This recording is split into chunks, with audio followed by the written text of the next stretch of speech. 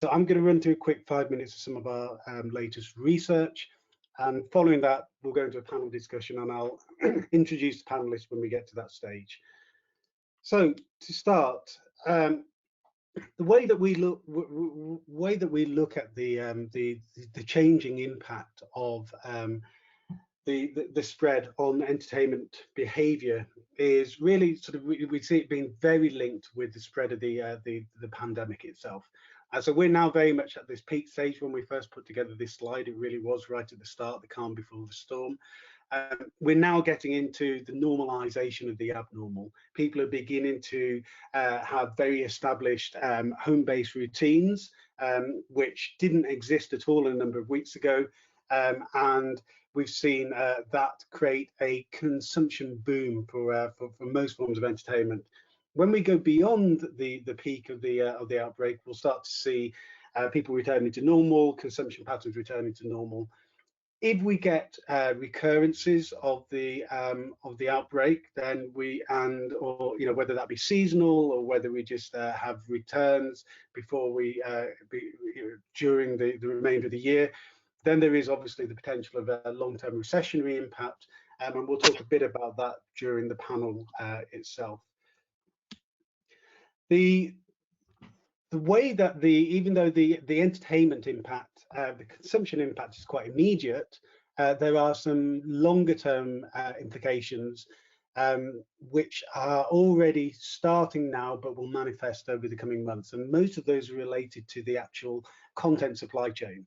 So right across from people being in the studio, writing songs on the set, filming TV shows, so much of this has been impacted by the fact that we have social distancing, which means that so many people just cannot make the shows anymore. They can't make the music anymore. Now, obviously, things like independent musicians are more able to do stuff in home studios, etc. But certainly for larger media companies, we've seen a real sort of disruption. And that will result in the longer run in gaps in TV schedules, the amount of new music being brought to market reducing, etc. So if the lockdown lasts for a significant amount of time throughout the summer, for example, perhaps into the fall and autumn, then we could end up seeing consumers really noticing some gaps. Here, what we're looking at is quickly some Google Trends data. There's a lot of lines on here, so just look at the overall shape, really. And what we're seeing, this is going from the start of the year up to the end of March. This is a whole bunch of different search terms. What we can see is for streaming video, for shows to watch, etc., is a really strong spike. People realize they're going to be spending a lot of time at home. They really wanted to work out what they were going to be able to do with the time, how they could keep the kids happy with shows for them to watch, etc. Sports, we saw the mirror opposite, as there's so much shutdown across leagues and competitions. Music was a little bit more subtle, and that's more the case of it being a mature space. But we do see, particularly within the sort of the second half of March, people beginning to get more interested in working out what playlists there are to listen to. And games was the other one, which saw games and news were the other two that saw really strong upward spikes. In terms of the apps that people were downloading, we saw a similar but also different story. So the really big winners so far in the sort of the consumption boom that the pandemic has engendered are video messaging. So House Party and Zoom both surged in popularity. A whole bunch of challenges that they've faced having to sort of deal with such rapid growth. TikTok has just continued to go from strength to strength, and games, casual games in particular, really beginning to see sort of a return to fore as well. The last couple of things I want to talk about here is when we look at the entertainment impact, it's important not to just look at who is saying what they're doing more of, or how many streams have gone up here, etc., how many more games downloads are there. We track all of that stuff, and it's really important. But it only tells you part of the story, because we're in the attention economy where there is a finite amount of available time. That time has gone up now with people being at home, and for the average commuting consumer, being at home and not going out and going out socializing, not having the commute, has created about 15% of more entertainment time that they're filling. But that's not a simple case of everything will go up by 15%. Streaming music is a really good example. If you streaming music in a lot of markets had a slight decline, a bit of a recovery very recently, but a slight decline for audio streaming. One of the reasons is people who are real music fans who are listening to music on the commute, when they were at home, were doing other things with their time. They were having the news on all the time to keep up with the latest developments. About a quarter of music subscribers are also really keen gamers. So if you're a really keen gamer and you've suddenly got 2 hours of your daily life back, you're probably going to go and fill it with time on your console, because that is a scarce opportunity. In your average daily working week, you didn't have that time to be able to game, but of course you always had that time to be able to listen, and could probably listen at your desk and on the train and on, at the gym, etc. So here is just a conceptual overview of which things are most, the degree to which one type of activity is likely to compete with another and take some away from it, and vice versa. Because we've got that 15% of extra entertainment time for the average commuting worker, generally speaking, virtually everything has gone up. Some things have gone up incredibly high, and the last thing I'll show you is this is some data from our attention economy model, where we take a whole bunch of inputs and we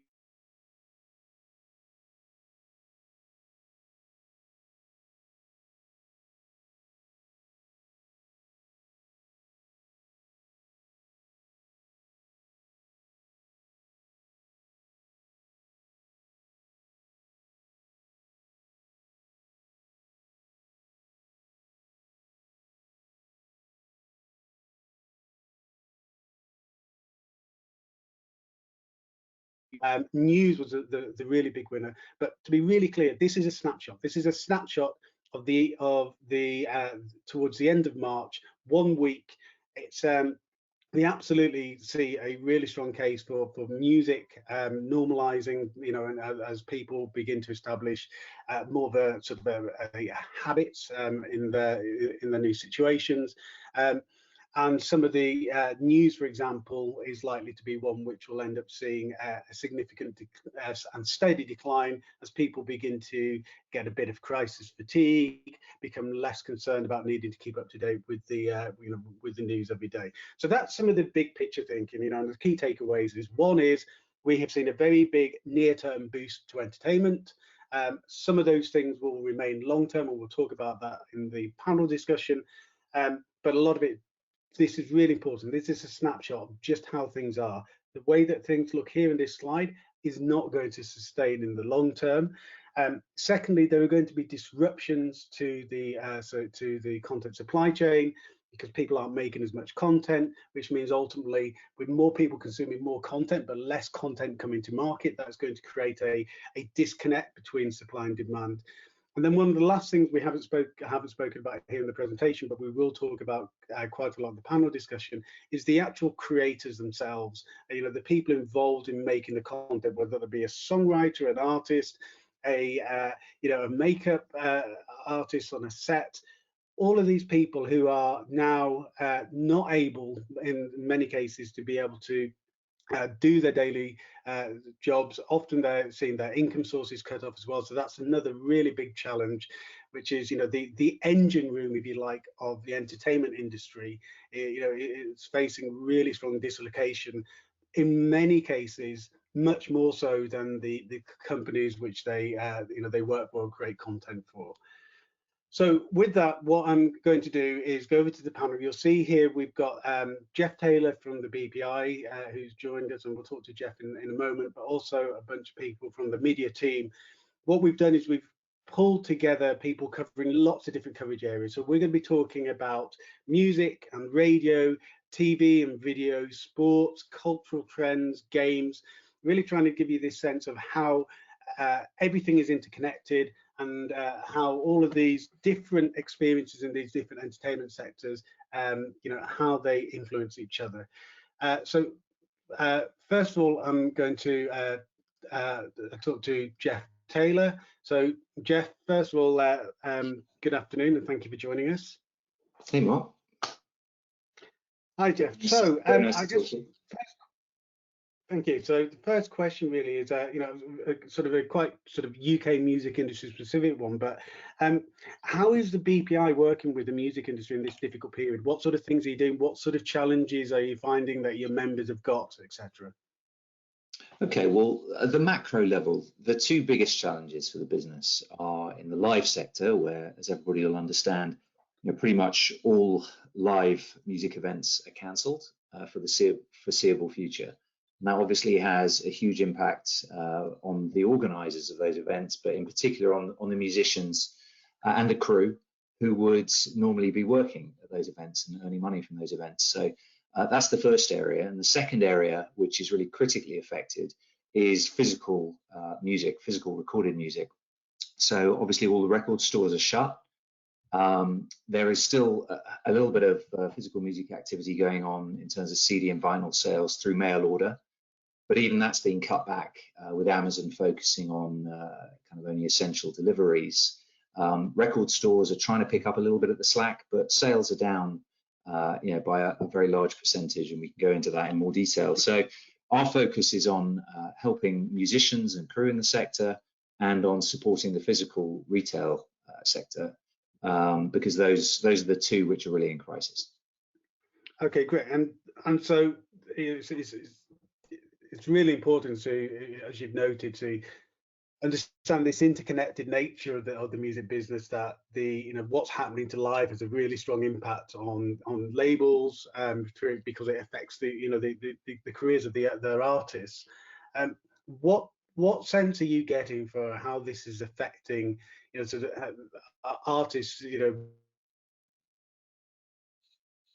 both in terms of their financial outlook, but also creatively? What are they able to do at the moment? What sort of things are they doing to connect with the fans, to make music, perform, etc.?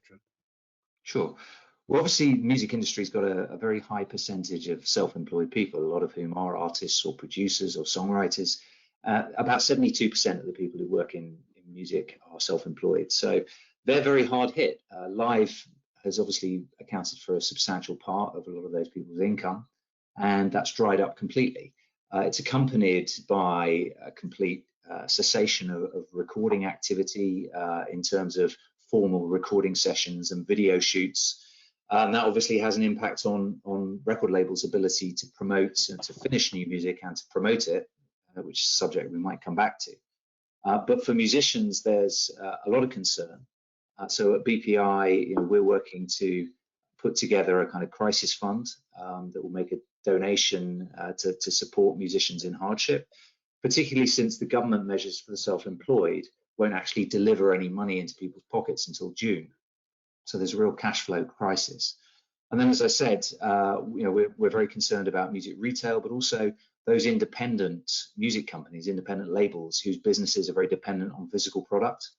And they're also hurting a great deal, having seen kind of 70% reduction in sales. So we're trying to target those two groups in particular, but there are, as you've alluded to, many challenges even for labels that rely principally on digital and streaming income.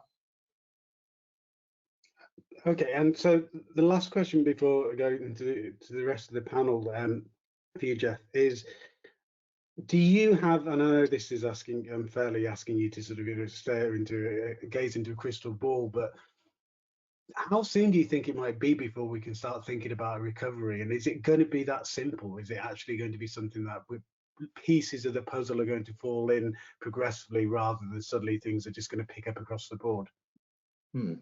Well, I guess it's important to say that overall, the music business is relatively well positioned compared to a lot of businesses, because at least we do have music streaming, and we have a business which on the recorded music side, about 60% of our revenues come from streaming, about 75% of total consumption is music streaming.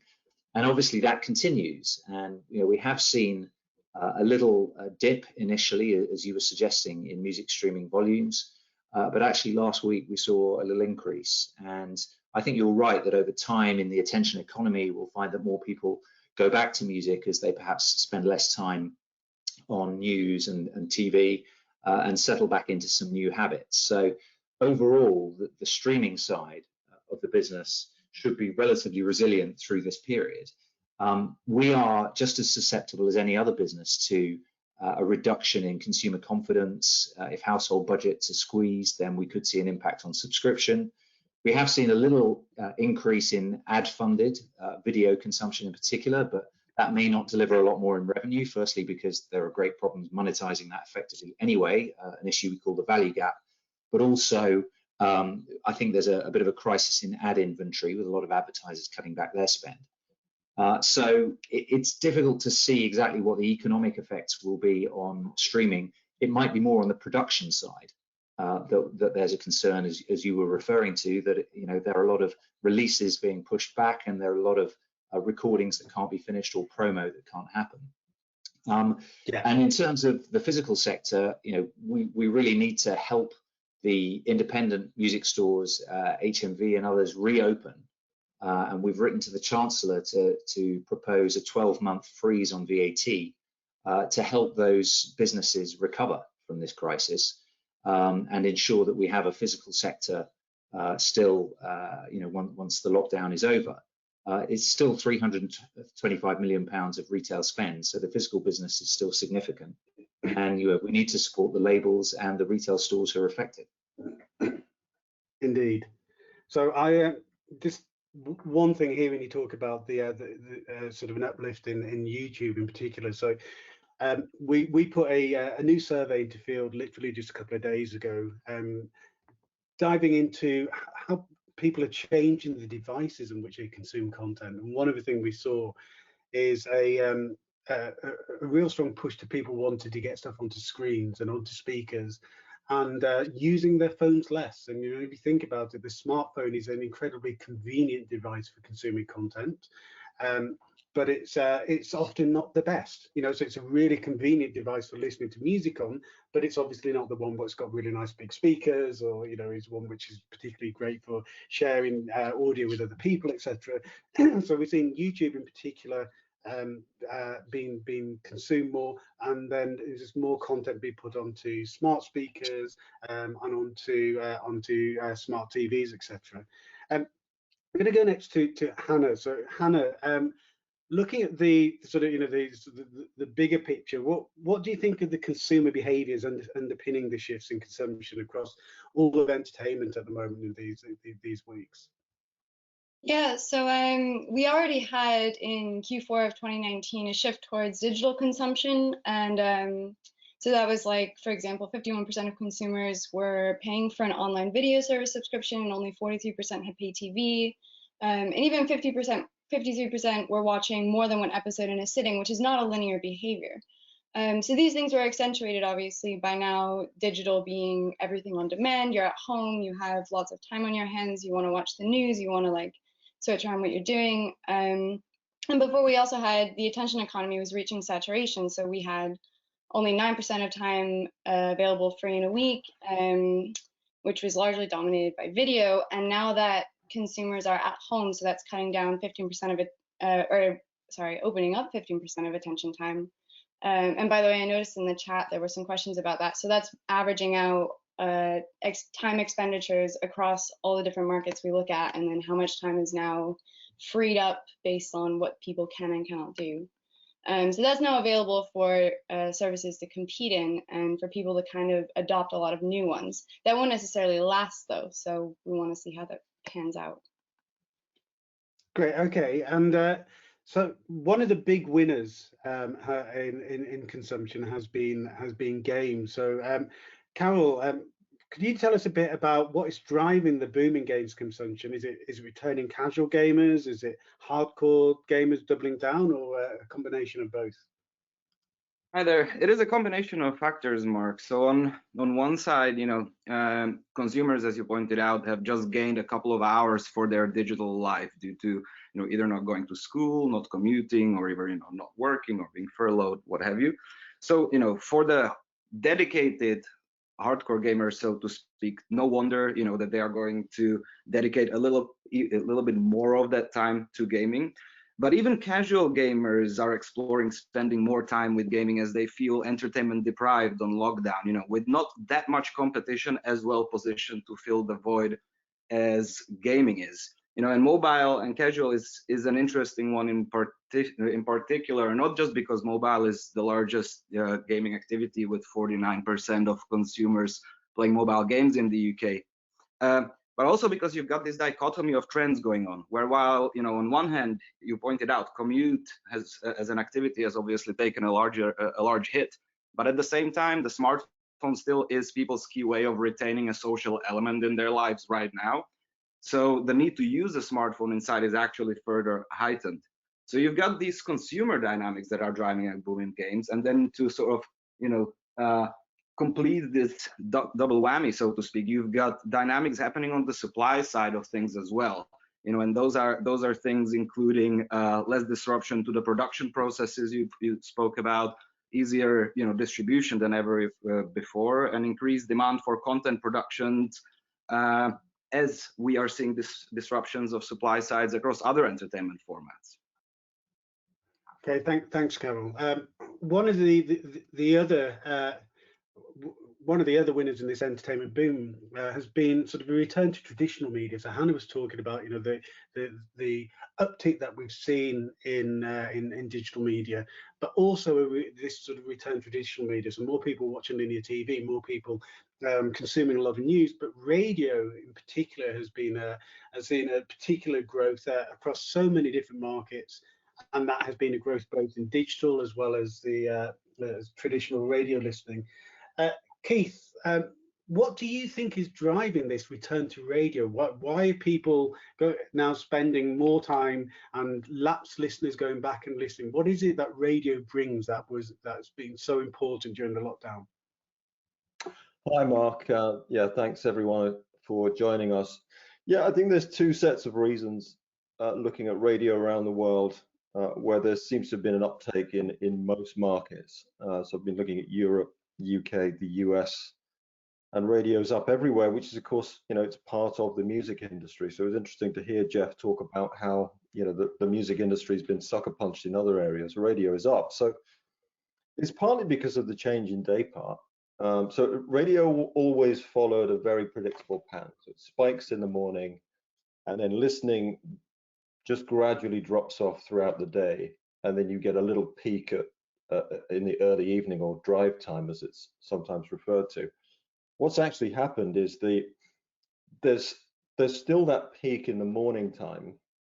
I guess people are using radio at the beginning of the day at home, but the drop off isn't happening. So you're getting a really solid consumption pattern through mid morning into the afternoon, and then the peak in the early evening is also bigger because there isn't a commute or a drive time. So it's always been very separate to streaming, but those two lines are beginning to meet a little bit, which is where radio is potentially winning out even from audio streaming. So that's the first part. The second part is sentiment. So it's what I call the 3 C's with radio. So it's companionship, connection, and comfort. And radio networks around the world have just been doing a fantastic job of stepping up and playing to that very authentically. I think almost like key workers, providing a service to people that they really need, and that's finding its way to new people, and it's really expanding the listening hours. Great, thanks, Keith. Tim, just want to come to you to talk about on video, looking at we've seen this sort of boom of linear TV.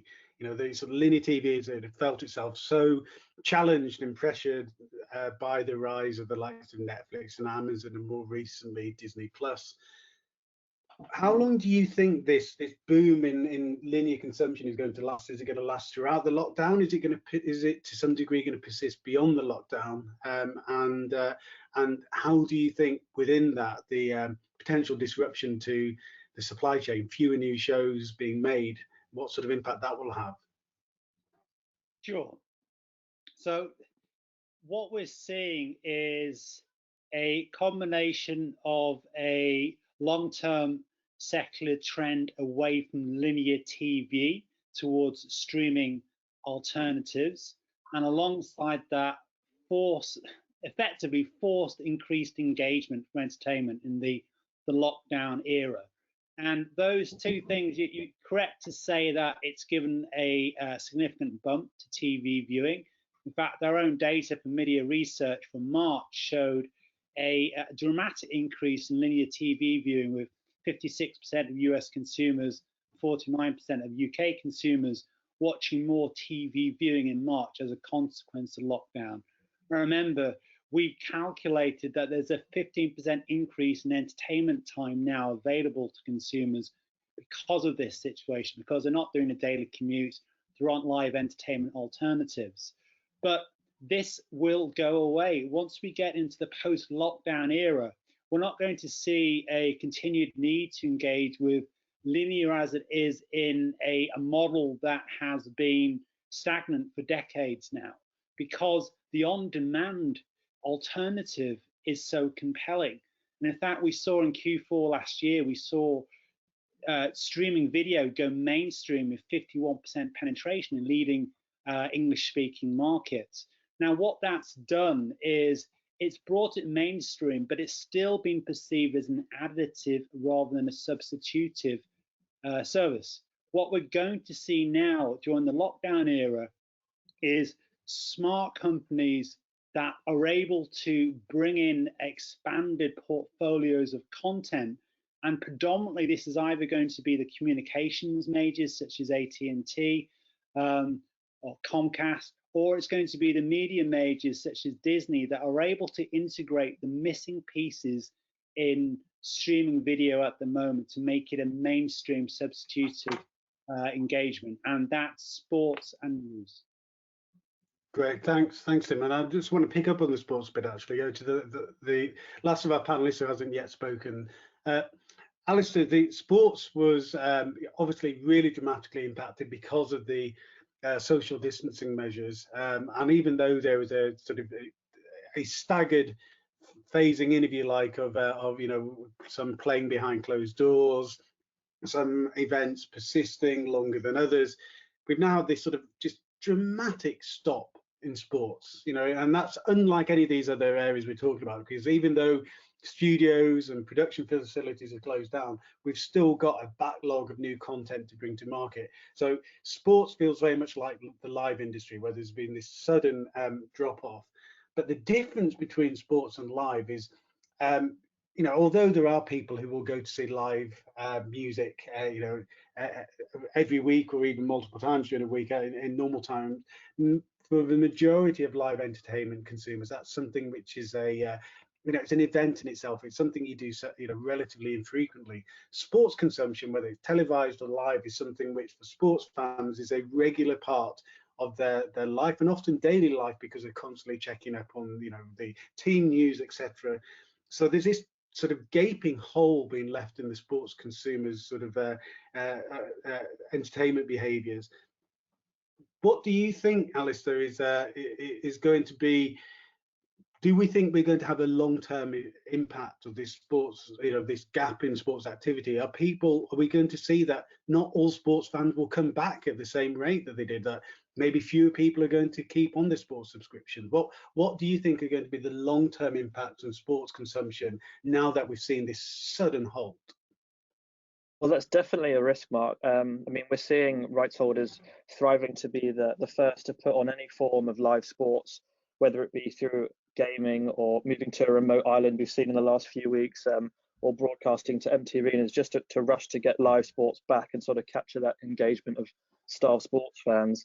The problem is that the absence of live sports has left less of a content gap, but rather an activity gap. As you said, that weekly ritual when one watches their beloved teams or sport is now left a void to fill, and there's a risk that consumers have now filled that void with other forms of entertainment, and they perhaps might not come back immediately once live sport resumes. And also for those who have a seemingly expensive subscription to a sports package or sports subscription, this could be the catalyst for cancelling their subscription and churning. And as you showed in the slides earlier, we noticed a sudden drop in search terms for sports, sort of illustrating that sports fans have potentially filled their their entertainment needs outside of sports, and that behavior could become habitual in the long term, and sports will lose fans in the long term. Okay, thanks. So that's quite a nice segue into the sort of last round of questions I'm going to go through before we go into looking at some of the audience questions. And so we've spoken about so far predominantly about the near-term impact, a little bit looking beyond, but mainly looking at how has entertainment changed now. One of the things I want to talk a bit about is how many things that we've got happening now are going to be impacting, changing the way that entertainment businesses and creators, operate in the long term. So Jeff, in terms of music, beyond the sort of the more negative impacts, which and challenges which you've outlined, which we will hopefully find solutions to, particularly with help from government, etc. Do you envisage there being any ways in which the actual business of music itself changes in the longer term as a result of what we're going through now? Yes, I think so. I mean, artists were already using technology to record at home, to collaborate at home, and obviously labels and artists were using technology to promote their work digitally, particularly on social media. So I think we will see that becomes even more the norm than it was. And I think people will very quickly get used to that new way of working. I also think a lot of work is going into thinking about the live experience and whether or not there are virtual ways to recreate that fan connection. And you've seen, for example, Virgin Music, part of Universal, doing a live lockdown festival for their artists, and there are lots of plans for more content creation and more fan engagement through sort of virtual festivals. And so I think people will look at new ways of reaching out to fan bases using the technology, and I suspect that will normalize some things which were pretty marginal until now. Okay. I'm sort of segueing, keeping sort of a slight music theme, is moving onto radio. So Keith, you were talking earlier on about how in many ways sort of radio is sort of turning out to be one of the sort of the success stories for music at the moment. Obviously, radio is about much more than just music itself. But what do you think radio can and or will do over the coming months to try to hold on to a lot of this newfound audience and newfound audience time? Yeah, it's a great question. I mean, probably 2 or 3, maybe 4 things. So I think first of all, to adapt the programming. So this whole lockdown period, that seems to be a journey that we're on, right? So at the very beginning, when we didn't take it too seriously, it was okay for the radio to play anything from Don't Stand So Close to Me by the Police to I Will Survive by Gloria Gaynor. It was all we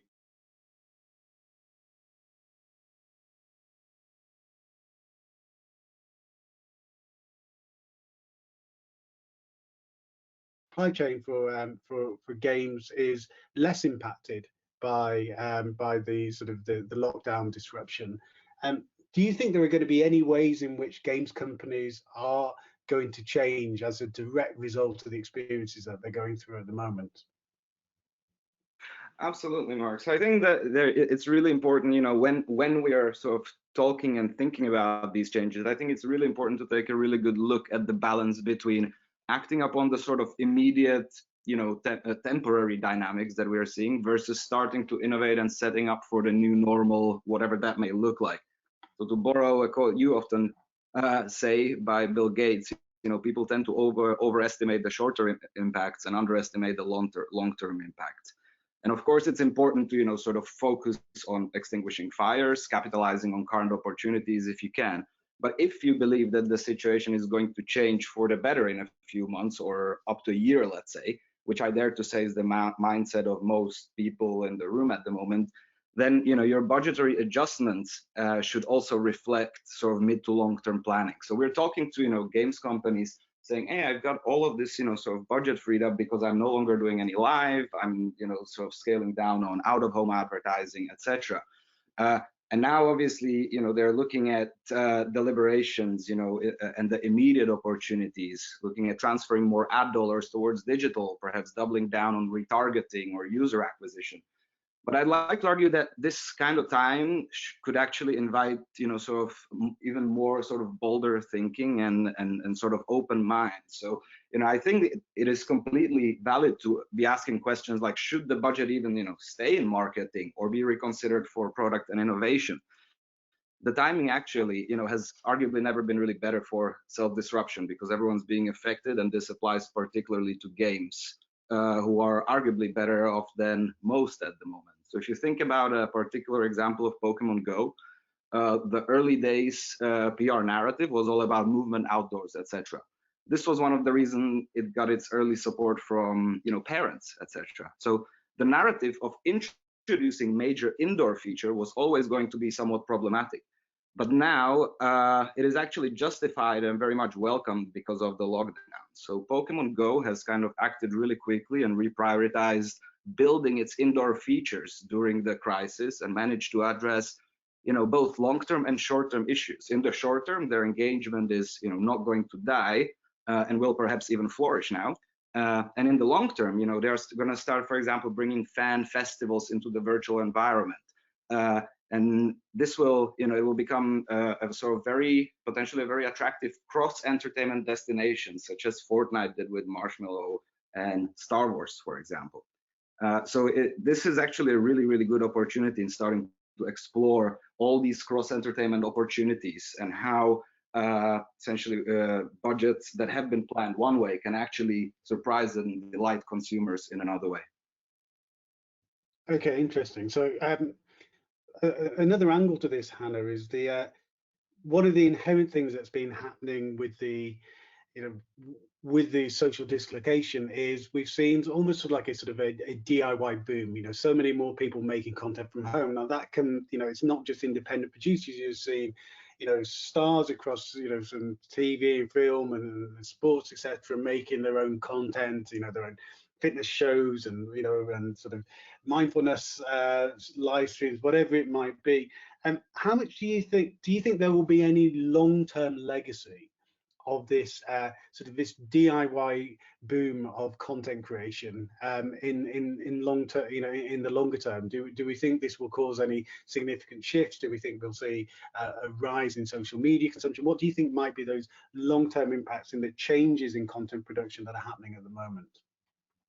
Sure. So right now obviously this is a period of flux. It's kind of a window of opportunity for a lot of entertainment propositions more generally, but also a lot of creatives have time on their hands, and they may not be making, like, the revenue streams aren't necessarily there yet, but a lot of independent creators do have the opportunity to gain followings. There are a lot of people going through a lot of this content right now, and it does depend on how long this lasts. So the UK government has pushed our lockdown like twice now, so we don't really know. But the longer this goes on, the more normalized these behaviors are. So we are obviously going to see a drop off, as not only does the lockdown end and people go out and so they have less time for entertainment, but there's going to be a reduction of wallet share, and more the democratization of content production of independent creators. It's usually less expensive for consumers to kind of engage with, and they like that engagement. We're also seeing a trend towards lean forward content consumption. We get fed stuff all the time, and it's much more dynamic and much more interesting to be able to kind of interact with the artists, which is something people can do when they're independent artists and they really rely on their followings. They have sort of cult followings rather than like big, broad, generic ones. So that is going to be, I think that is going to be a trend that continues as people kind of rely on the artists and creatives who've helped them get through this time. It kind of builds like the fandom and the sentiment, which are going to be the determinants when the recession comes and people have to start making cuts to what they're paying for. Yeah, I think it's a really interesting point about the idea that although creators generally are facing, sort of really disconcerting times at the moment, and sort of really strong threats to their income, it is enabling an ability for creators of all formats, but particularly artists, to sort of forge a stronger relationship with their fan bases. And in some ways, particularly in music, less so in, say, for gamers, etc. But for music, this has been one of the sort of one of the sort of the unintended consequences of the rise of streaming is that we've seen a sort of a parallel decline in a place where artists and fans can can connect. And so yes, I think that's maybe that could be one positive long-term outcome of this, is that we start seeing more places emerging, more digital venues, if you like, where sort of artists and fans can really sort of develop really good sort of interactions. Just want to go to Tim to talk again about this idea of how things may need to change, and how things are changing in terms of how businesses operate, the type of content they make, etc. One of the things you've been writing a bit about, Tim, is the idea of pandemic programming. Can you walk us through a bit about that, and and how that might manifest if the lockdowns last potentially through to the latter parts of the year? Sure. So this pandemic programming fundamentally relates to two key areas of the streaming video evolving landscape. On the one hand, we've had an explosion in investment in original content programming since Netflix made its pivot into streaming video back in 2007. Now, what that's done is it's massively inflated the cost of programming, but it's also had a very skewed lens towards scripted drama. So you think about the responses from traditional content commissioners such as HBO having to spend over $100 million per episode for the final season of Game of Thrones. This is not sustainable because streaming video is actually, it's a low margin business, and right now there's a highly competitive drive towards reducing the cost of engagement for subscribers, and a lot of the funding for the content has actually come from unusually benign financial markets. So Netflix added $4 billion worth of debt to its existing debt pile in 2019 because they can afford to do it at a very attractive borrowing rate of around about 4%. Now, the outcomes of this is as we move more into the normalization of this current pandemic landscape, there will be a significant economic knock-on effect, which means people will be much more careful about where they spend their digital wallet, which means there's going to be more of a rotation through subscribers, which means that as you are seeing an increased engagement because there's more time available for viewing, that budget has to be stretched further. So we have the likes of the rise of the Tiger King, for example, on Netflix, which is an example of a quasi reality TV meets factual programming. Now, this kind of programming that's worked so well in the first decade of this millennium for traditional TV, linear TV, we'll see more of that in streaming, but also we'll see more episodic release schedules. So look at the success that Disney Plus has had with The Mandalorian. The fact that they've able to have weekly releases has been able to divert attention away from the fact that there's actually a pretty lean catalog. The library there behind the streaming service is lean at this moment because they have so many ongoing license regulations that prevent them from bringing to bear that vast back library of content that a media major such as Disney has. So really, pandemic programming is about making your budgets go further, and it's about being smarter about how you retain engagement with leaner content offerings. Great, thank you, Tim. So we're going to move on to some of the attendees' questions now. So I'm going to answer some of the questions you've been firing in, and there's some really great ones here. So what I'm going to do is, first of all, I'm just going to sort of try to answer a few of them rolled up into one answer. Then we're going to go around the panelists to sort of field some of the questions to them. There's been a few questions about how we expect music consumption to be changing as a result of the disruptions to the supply chain. You know, so if we have, for example,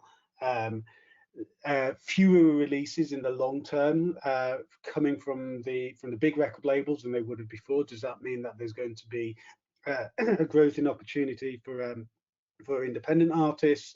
And I'd say so to answer that question slightly indirectly and then directly, I think what we are going to see is the longer that it looks like lockdown is going to persist, the more that we're going to have to see streaming services change your MO.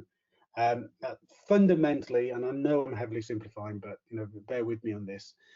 Fundamentally, the value proposition of streaming has been getting you the best new music.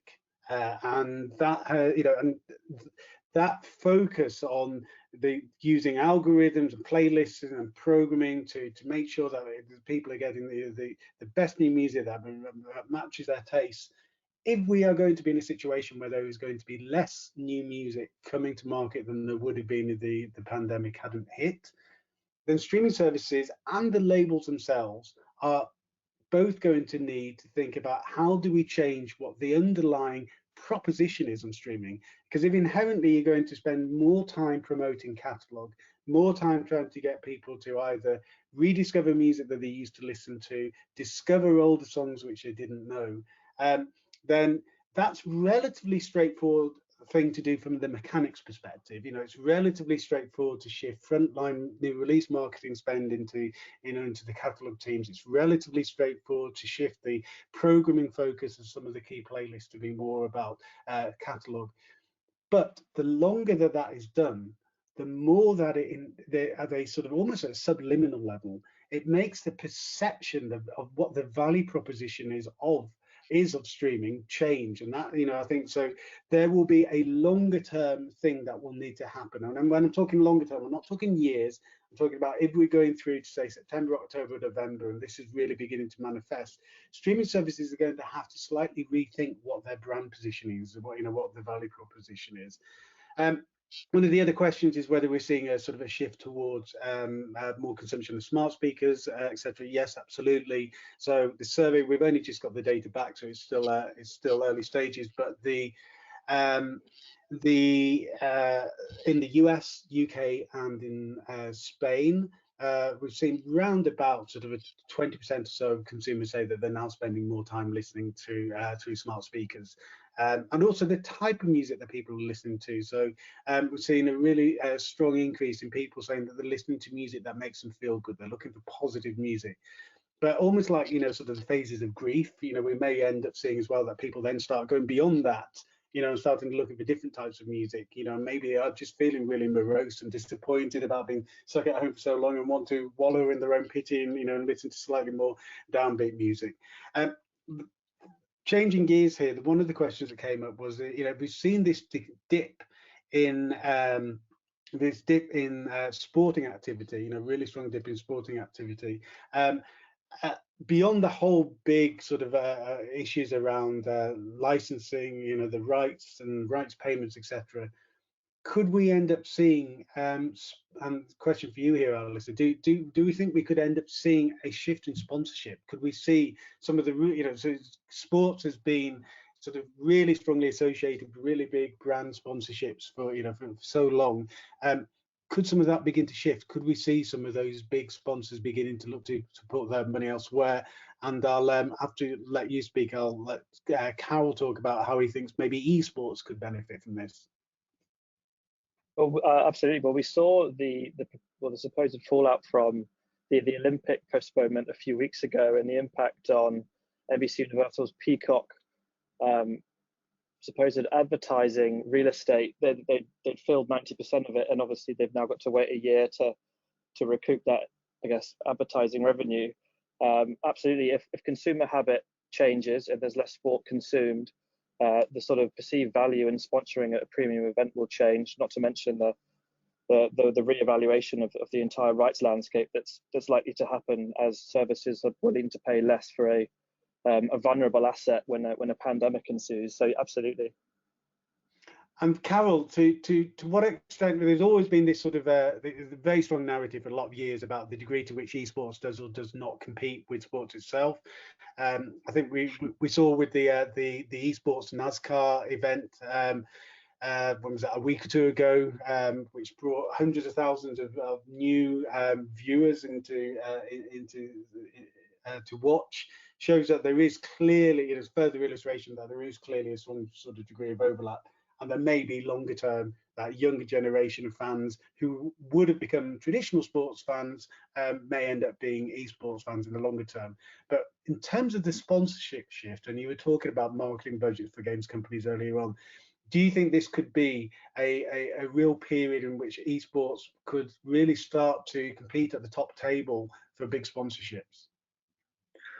I think it's got the right nudge to go in that direction, so to say, Mark, at the moment. The big opportunity, of course, well, sponsorships is one thing. I think the really big opportunity for esports now is, of course, the sort of, as Alistair pointed out, the media rights landscape, and whether they can actually sort of leapfrog and sort of establish themselves as a really just as valuable partner in the landscape. I think consumers will be the best ones to really answer that question for us. We know there is a lot of stuff happening from the supply side, just like you mentioned with NASCAR, with Formula One and others. Now that sports aren't on, no doubt that esports will take up some of that audience. The key question for me will be whether they can sort of essentially sustain that beyond not just beyond the sort of lockdowns of coronavirus, but most importantly throughout the actual recession that's here to stay, probably long after the sort of first coronavirus crisis is gone. Okay, thanks. So there's a question here specifically for Jeff, but I'm actually going to ask Keith it first and then come on to Jeff, because Keith got cut off answering something which I think is will sort of aligns with this question, which is, if we've seen that sort of streaming is down in the UK, but radio is up, is this because the whole nation is experiencing the same effective lockdown and they need to have a shared experience? So I'm going to try one more time for Keith, so hopefully we get over the tech difficulties. Keith, are you able to answer that? No, okay, we're still having problems with Keith. So, so Jeff, so that question to you is originally your question. So it's just, do you think that there is this sort of this growing demand and need for shared experience, and how can we meet that? Yeah, I think absolutely. Radio is kind of the go-to medium, I guess, for live and for shared experiences around news and recorded content. So I think as people are in lockdown, they're absolutely feeling the need for a connection. They're feeling the need to know what's going on and feel like they're connected to things that are happening now. So I think radio is great at that. It's really good news that radio is seeing a pickup. It doesn't necessarily mean that artists will benefit in terms of their incomes, particularly because obviously if it's public service broadcasting, they tend to pay a kind of fixed fee per year, and if it's commercial radio, the advertising model is pretty challenged with brands cutting back on their spend. But nonetheless, I think it's great that artists are reaching fans through radio, and I think they've got a big role to play. But obviously they're challenged now by social media, and I think there was another question around Facebook and TikTok and Instagram and the extent to which they are being used for fan engagement, and whether one of those is going to become dominant. And I think that's really, really important, because the visual aspect, as you said earlier, Mark, is important. People don't just necessarily want to hear when they're at home, they want to consume content in different ways, and visual is quite important. So I think that TikTok in particular, which was already exploding, has seen a further pickup during this period, and that's undoubtedly going to have a longer term effect. Great. And so Keith, I think we've got you this time. So really that's the question about creating the shared experiences. how can radio take that further? And also maybe how can streaming maybe steal some of radio's clothes in order to try to do this as well? Yeah, thanks. I'm back, and I was muted and couldn't unmute myself. So yeah, just picking up on a couple of things that Jeff mentioned. First of all, if you think about radio, traditionally radio has been very generous in the way it programs. So it's quite happy usually to promote artists, all of their other activities, be it music artists or authors, whoever goes on the radio gets a good plug for everything else they're doing. So bit of a dilemma for radio, since it's now got more of a captive audience, is, does it use that newfound power, if you like, to help artists by directing consumers to specific artist activities? And then I think for something else that Jeff mentioned earlier is the live industry online. It's basically gone online, just like we have with business. And for years, for whatever reason, technical issues, maybe the audience receptiveness to it, there wasn't a business there. Now there is. I think when we come out of this, because as we said earlier, all the forms of entertainment are connected, and it's a trade-off between them when it comes to our time as consumers. You've got to ask yourself, where will you be in the hierarchy? So when things get back to normal, whatever normal is, where will radio be in that hierarchy? And what can it do now to make sure that it's front of mind through taking us on the programming journey, encouraging maybe younger users to download radio apps? And there was a question earlier about podcasts. So maybe it's time now for radio to encourage people to come and start listening to podcasts, and they'll continue to do that or go back and get guests on. So again, back to supporting artists.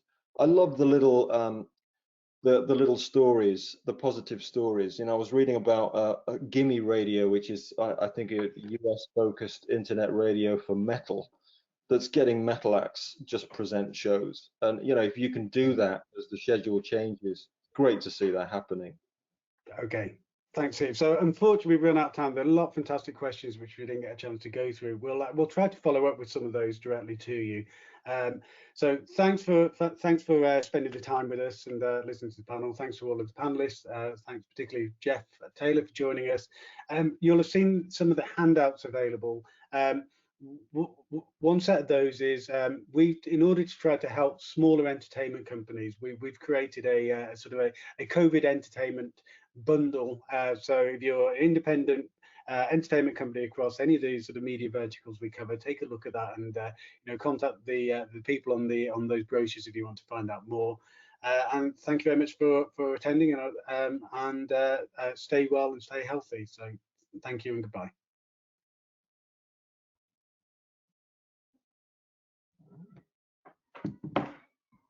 Just to go over a couple more things, a recording of today's webinar will be available on our website within the next 24 hours. And please look out for an email follow-up from dara@mediaresearch.com on where to find it, as well as more resources we'll be providing for businesses during this period. Thanks again.